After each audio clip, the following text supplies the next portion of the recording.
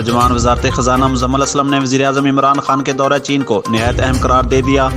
کہتے ہیں دورے میں وزیر اعظم کی روسی صدر سے بھی ملاقات ہو سکتی ہے۔ وزیر اعظم دورے سے بھرپور فائدہ اٹھانے کی کوشش کریں گے۔ سی پیک کے حوالے سے کچھ نہ کچھ پیش رفت ضرور ہوگی۔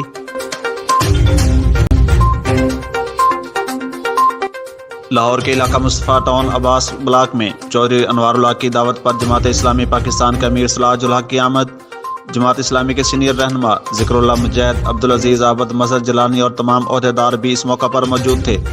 سراج الحق نے خطاب کرتے ہوئے کہا کہ وزیر اعظم پاکستان کرپشن کے بے تاج بادشاہ ہیں اور جو ان کے ساتھ جڑے ہوئے لوگ ہیں وہ پہلے سے ہی کرپشن کے بادشاہ تھے۔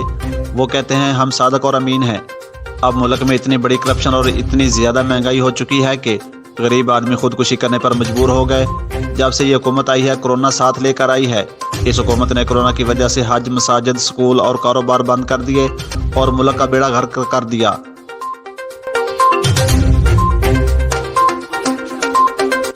گرین اینڈ کلین پنجاب کا ویژن تبدیلی کسے کہتے ہیں دکھانے کے لیے پاک پتن انتظامیہ نے ملازمین سے دن کے علاوہ رات کو بھی ڈیوٹی لینے کی ٹھان لی۔ انتظامیہ کے مطابق حکومتی ویژن کی تکمیل کے لیے ماہ فروری کو بطور صفائی کا مہینہ منایا جائے گا۔ صفائی ماہ میں بلدیہ اور ایم سی ملازمین دن کے علاوہ رات کو بھی صفائی ستھرائی پر کام کریں گے۔ آغاز ڈی سی نے پودا لگا کر کیا اور دعویٰ کیا گیا کہ ڈبل ورک سے فروری کے اختتام تک ضلع کی حالت مکمل تبدیل ہو جائے گی۔